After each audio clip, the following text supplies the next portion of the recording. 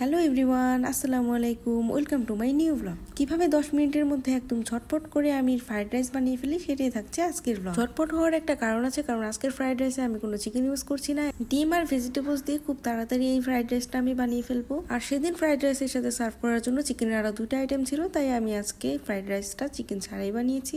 সবকিছুর মধ্যে এত চিকেন তার ভালো লাগে না, তাই না? তো আমি ফ্রাইড রাইসের জন্য এখন সবকিছু রেডি করে নিচ্ছি। আমি ফুলকপি আর বাঁধাকপি এখানে কুচি করে নিয়েছি।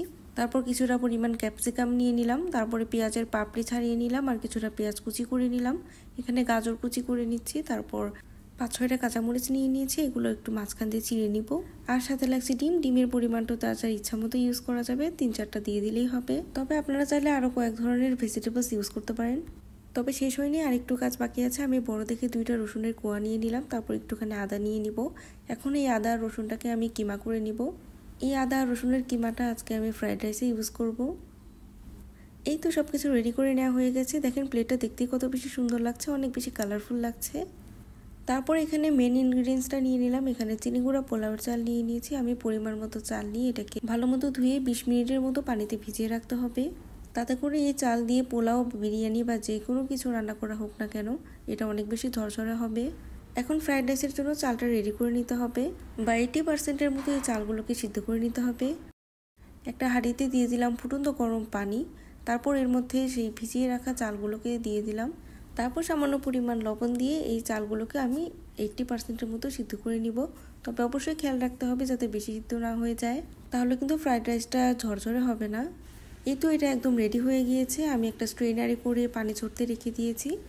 তারপর পানি ঝরানো হয়ে গেলে এটাকে একটা ট্রেতে বিছিয়ে আপনারা রাখতে পারেন, তাতে করে এই ভাতগুলো গুটি পেকে যাবে না, অনেকটা ঝরঝরে থাকবে। এই তো সব কিছু গুছিয়ে নেওয়া শেষ। এখন আমরা একদম লাস্ট স্টেপে চলে এসেছি। সামান্য পরিমাণ লবণ আর গোলমরিচের গুঁড়া দিয়ে এই ডিমটাকে ফেটিয়ে নিতে হবে। তারপর পরিমাণ মতো তেল দিয়ে দিলাম হাঁড়িতে। তারপর এখন রসুন আর আদার যে কিমাটা ছিল সেটা দিয়ে দিলাম। এটাকে একটুখানি সটে করে নিয়ে এর মধ্যে পেঁয়াজ কুচি দিয়ে দিলাম। তারপর পেঁয়াজ কুচিটাকে একটুখানি ভেজে নিব। তারপর এর মধ্যে একে একে ভেজিটেবলসগুলো অ্যাড করে দিতে হবে। তো আমি প্রথমেই এখানে ফুলকপিটাকে দিয়ে দিলাম। এই ভেজিটেবলসগুলো কিন্তু আমি কোনোটাই সিদ্ধ করে বা ভাপিয়ে নিইনি, একদম ফ্রেশ আছে এটা।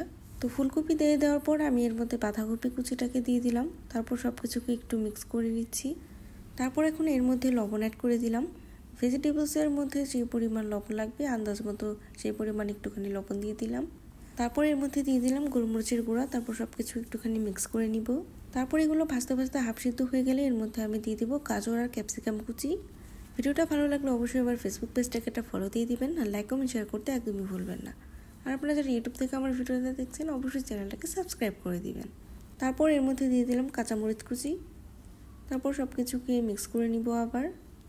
তো এখন আমি ধীরে ধীরে সসগুলোকে অ্যাড করে দিব। এখানে আমি 2 চা চামচ পরিমাণ সয়া সস দিয়ে দিব। আজকে আমি কোনো রকম টমেটো সস ইউজ করব না, তবে আপনারা চাইলে অ্যাড করতে পারেন। তারপর আমি এর মধ্যে দিয়ে দিলাম থাই সুইট চিলি সস। তো তারপর সব কিছুকে একসাথে মিক্স করে নিব।